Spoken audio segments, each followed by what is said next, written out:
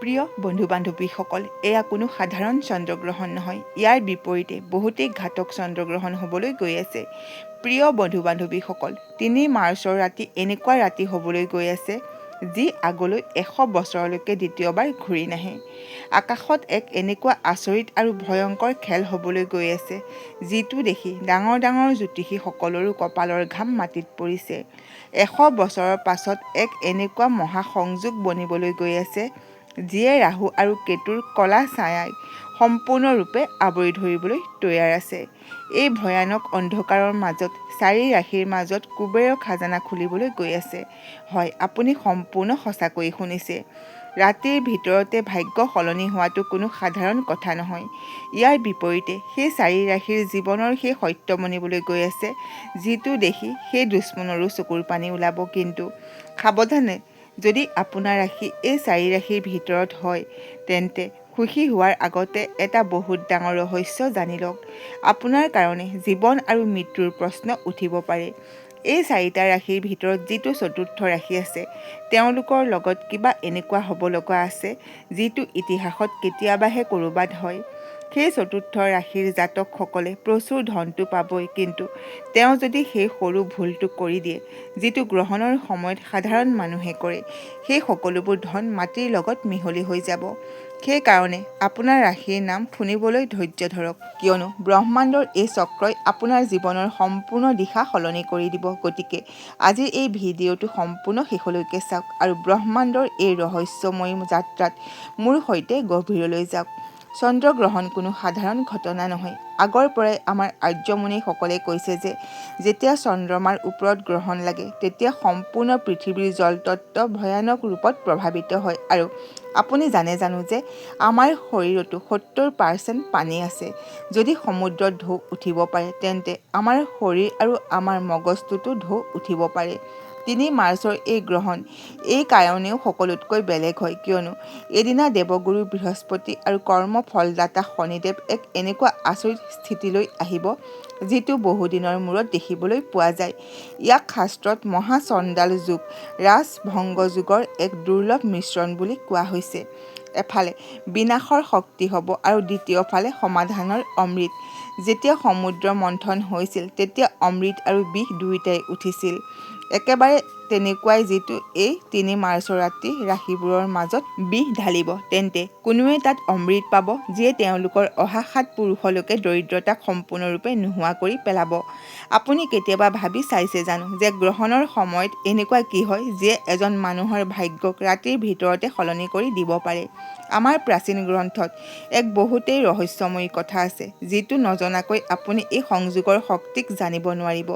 যেতিয়া সমুদ্ৰ মন্থন হৈছিল আৰু ভগৱান বিষ্ণুৱে মোহিনীৰ ৰূপ ধাৰণ কৰি দেৱতাসকলক অমৃত ভগাইছিল, তেতিয়া চৰভানু নামৰ এজন অসুৰে ৰূপ সলনি কৰি দেৱতাসকলৰ লগত বহি পৰিছিল আৰু তেওঁ দেৱতাসকলৰ লগত অমৃত পান কৰিছিল। কিন্তু সূৰ্য আৰু চন্দ্ৰমাই তেওঁক চিনিব পাৰিছিল।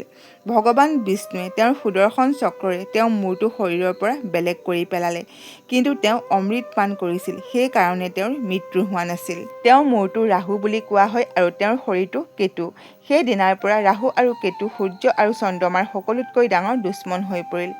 যেতিয়াই ৰাহুৱে চন্দ্ৰমাক খায়, তেন্তে তাক চন্দ্ৰগ্ৰহণ বুলি কোৱা হয়। এতিয়া আপুনি ভাবিছে চাগৈ, এই বিনাশকাৰী কথাৰ লগত ধনৰ কি সম্পৰ্ক আছে? এইটো সকলোতকৈ ডাঙৰ ৰহস্য হয়।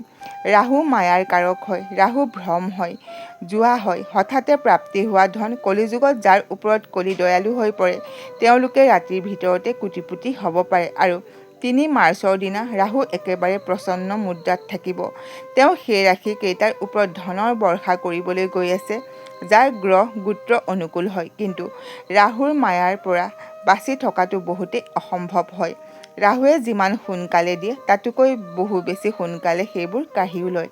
আহক জানো সেই ৰহস্যৰ বিষয়ে আৰু জনাওঁ সেই প্ৰথম ভাগ্যশালী ৰাশিৰ বিষয়ে, যাৰ ওপৰত চন্দ্ৰমা আৰু ৰাহুৰ এই মায়াবী খেলৰ বৰ্ষা কৰিবলৈ গৈ আছে।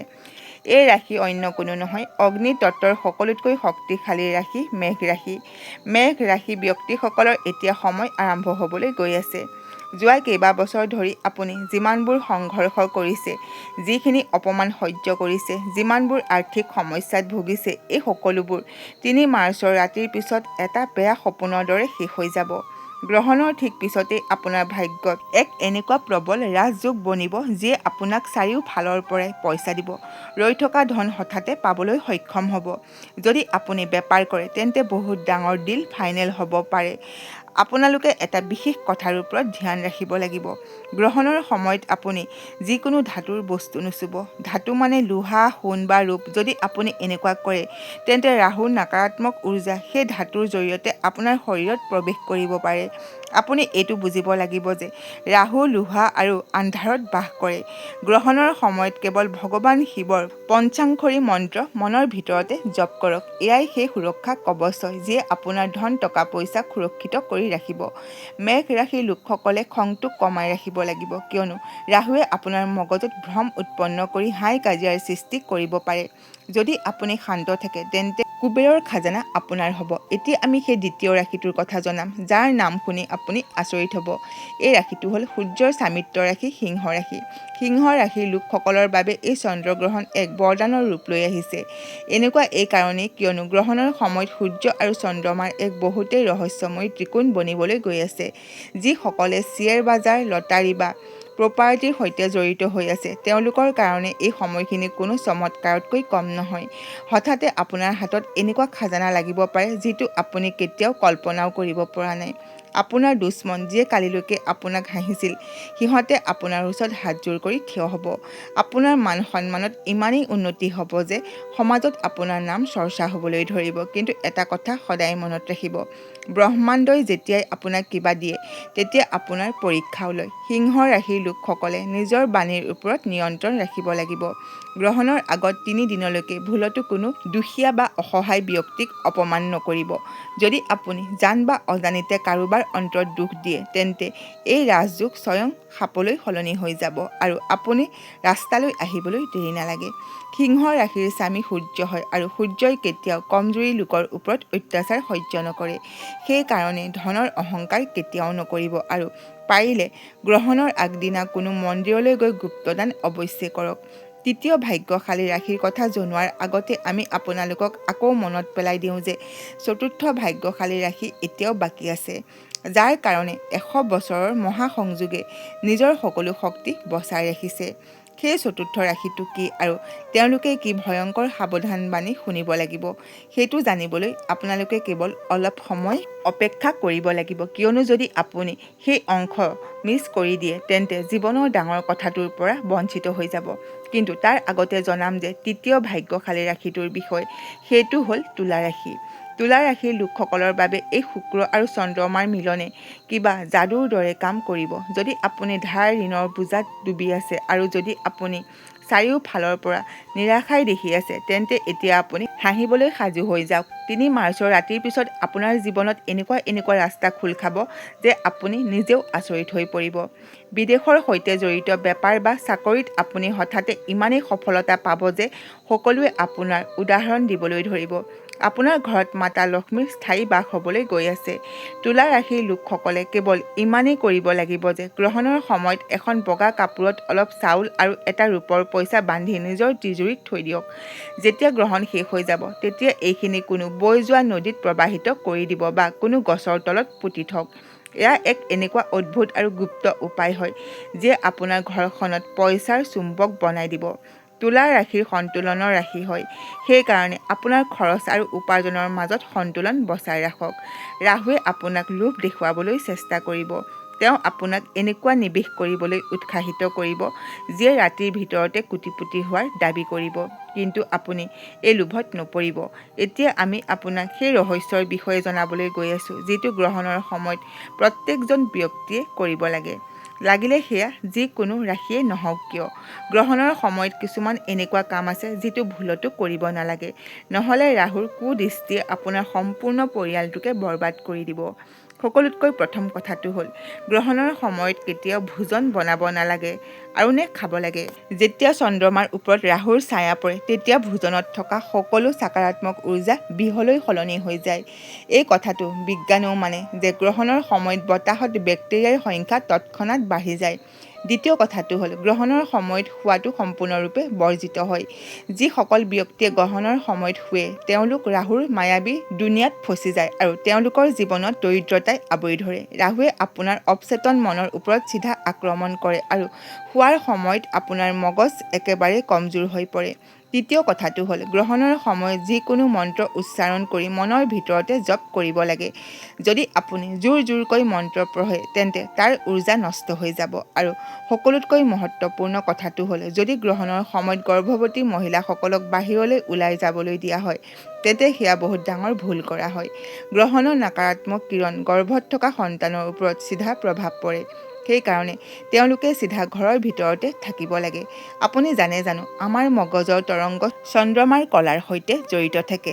যিদৰে পূৰ্ণিমা আৰু অমাৱস্যাৰ দিনা মানুহৰ ব্যৱহাৰত পৰিৱৰ্তন আহে ঠিক সেইদৰে গ্ৰহণৰ সময়ত আমাৰ অৱচেতন মন সকলোতকৈ বেছি জাগ্ৰত অৱস্থাত থাকে। এই সময়ত আপুনি যি ভাবে যি অনুভৱ কৰে সেয়া চিধা ব্ৰহ্মাণ্ডলৈ যায়। সেইকাৰণে আপোনালোকে ৩ মাৰ্চৰ ৰাতি মানে যেতিয়া গ্ৰহণ চলি থাকে তেতিয়া আপোনাৰ মনৰ ভিতৰত যিকোনো ধৰণৰ ভয় বা কাৰো ওপৰত ঘৃণাভাৱ নানিব। চকু বন্ধ কৰি কেৱল নিজৰ সফলতাৰ বিষয়ে ভাবক। এনেকৈ কল্পনা কৰক যে আপুনি সম্পূৰ্ণৰূপে ঋণমুক্ত হৈ পৰিছে। আপোনাৰ ওচৰলৈ বহুত ধন টকা পইচা আহিছে আৰু আপুনি এক বহুত সুখী জীৱন যাপন কৰি আছে। আপুনি বিশ্বাস কৰক যে গ্ৰহণৰ সময়ত কৰা এই কল্পনাই ইমানেই শক্তিশালী হয় যে ব্ৰহ্মাণ্ডই আপোনাৰ কথা শুনিবই লাগিব। এই ল' অফ এট্ৰেকশ্যন মানে আকৰ্ষণৰ সিদ্ধান্ত হয়, যিটো আমাৰ ঋষি মুনিসকলে হাজাৰ বছৰৰ আগতেই বুজিব পাৰিছিল। ধ্যান আৰু সাধনাৰ কাৰণে গ্ৰহণৰ সময়খিনি কোনো বৰদানতকৈ কম নহয়। যদি আপুনি ৰাতিটো সাৰে থাকি ভগৱান বিষ্ণু আৰু ভগৱান শিৱৰ নাম স্মৰণ কৰে তেন্তে আপোনাৰ সেই আধ্যাত্মিক শক্তি প্ৰাপ্তি হ'ব পাৰে যিটো পাবলৈ মানুহক বছৰ বছৰ লাগি যায়। এতিয়া আমি জানিম সেই চতুৰ্থ ৰাশিটোৰ বিষয়ে যাৰ কাৰণে এই গ্ৰহণে মহাসংযোগ লৈ আহিছে। এয়া সেই ৰাশি হয় যাৰ স্বামী নিজেই কৰ্মফলদাতা হয়। আমি ক'ব বিচাৰিছোঁ মকৰ ৰাশি। মকৰ ৰাশিৰ ব্যক্তিসকলৰ ভাগ্য এতিয়া এইদৰেই উজ্বলিব যে আশে-পাশে থকা লোকসকলৰ চকু থিয় হৈ যাব। 100 বছৰৰ পিছত হ'বলৈ গৈ থকা এই মহাসংযোগে কেৱল আপোনাৰ বাবে কুবেৰৰ খাজানা লৈ আহিছে। যিবোৰ ধাৰ ঋণ আছিল সেই সকলোবোৰ পানীৰ দৰে বৈ যাব। আপুনি হঠাতে ইমান সম্পত্তি পাব যে বা আপোনাৰ বেপাৰত ইমানেই উন্নতি হ'ব যে যিয়ে আপোনাক ৰাতিটোৰ ভিতৰতে ওপৰলৈ উঠাই দিব। মকৰ ৰাশিৰ লোকসকলে তেওঁলোকৰ জীৱনত যিমান বেছি কঠোৰ পৰিশ্ৰম কৰিছে সেই সকলো ফল এতিয়া শনিদেৱ আৰু ৰাহুৱে মিলি দিব। কিন্তু ৰখক, সুখী হোৱাৰ আগতে সেই সাৱধানবাণী শুনি লওক যাৰ বিষয়ে আমি ভিডিঅ'টোৰ আৰম্ভণিতেই কৈছিলোঁ। মকৰ ৰাশিৰ লোকসকলে ধনটো পাব কিন্তু সেই ধনৰ লগত ৰাহুৰ এক বহুত ডাঙৰ ভ্ৰমো আহিব। আপোনাৰ ওচৰলৈ যেতিয়া পইচা আহিব তেতিয়া আপোনাৰ ভিতৰত অহংকাৰ জন্ম ল'বলৈ ধৰিব। আপুনি আপোনাৰ পুৰণা বন্ধু আৰু আত্মীয় স্বজনক তলত পেলাবলৈ চেষ্টা কৰিব পাৰে আৰু এইটোৱে আপোনাৰ সকলোতকৈ ডাঙৰ ভুল হ'ব।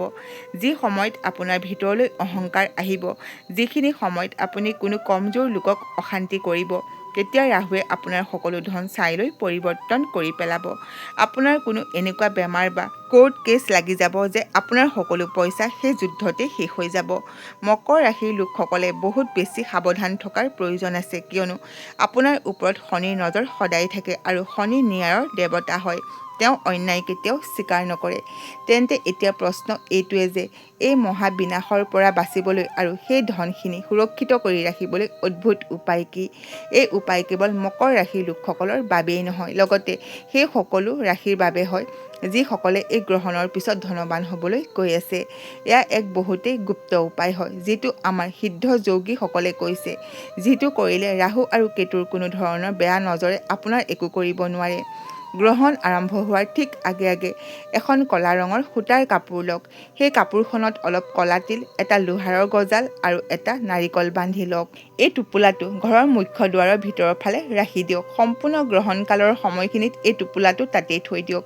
যেতিয়া গ্ৰহণ সমাপ্ত হৈ যাব আৰু আপুনি স্নান কৰিব, তেতিয়া এই টোপোলাটো কাকো একো নোকোৱাকৈ মনে মনে লৈ গৈ কোনো আহঁত গছৰ তলত পুতি দিয়ক বা কোনো বৈ থকা নদীত উটুৱাই দিয়ক। এই টোপোলাটোৱে আপোনাৰ ঘৰৰ সকলো নকাৰাত্মক উৰ্জা, ৰাহুৰ দুষ্ট প্ৰভাৱ আৰু ভৱিষ্যতে আহিব লগা সকলো আৰ্থিক বাধাক নিজৰ ফালে টানি ল'ব। যেতিয়া আপুনি ইয়াক ঘৰৰ পৰা বাহিৰলৈ উলিয়াই নিব, তেন্তে জানি লওক যে আপুনি আপোনাৰ দৰিদ্ৰতা আৰু দুৰ্ভাগ্যক একেবাৰেই ঘৰৰ পৰা বাহিৰ কৰি দিছে। গ্ৰহণ শেষ হোৱাৰ পাছত সম্পূৰ্ণ ঘৰখনতে গংগাজল ছটিয়াবলৈ একেবাৰেই পাহৰি নাযাব। ঘৰৰ মন্দিৰ ভাগক পৰিষ্কাৰ কৰক। তাৰ পাছতহে কিবা অন্ন জল গ্ৰহণ কৰিব। যিসকল লোকে গ্ৰহণ শেষ হোৱাৰ লগে লগে গৰুক ঘাঁহ আৰু কুকুৰক ৰুটি দিয়ে, তেওঁলোকৰ ঘৰত কেতিয়াও ধন টকা পইচাৰ অভাৱ নহয়। এই সৰু সৰু কৰ্মই আমাৰ ভাগ্যৰ নিৰ্মাণ কৰে। এই ৩ মাৰ্চৰ দিনা আপোনাৰ জীৱনৰ এক বহুত ডাঙৰ টাৰ্ণিং পইণ্ট হ'বলৈ গৈ আছে। এয়া ব্ৰহ্মাণ্ডৰ সেই দুৱাৰ হয়, যিটো ১০০ বছৰৰ পাছত এবাৰহে খোল খায়। আশা কৰিলোঁ আজিৰ এই ভিডিঅ'টো আপোনালোকৰ ভাল লাগিল। যদি ভাল লাগিল তেন্তে আমাৰ এই চেনেলটো লাইক কৰক, শ্বেয়াৰ কৰক আৰু লগতে আমাৰ এই চেনেলটো ছাবস্ক্ৰাইব কৰি দিয়ক। আজিলৈ ইমানেই। শুনি থাকক জ্ঞানৰ গংগা।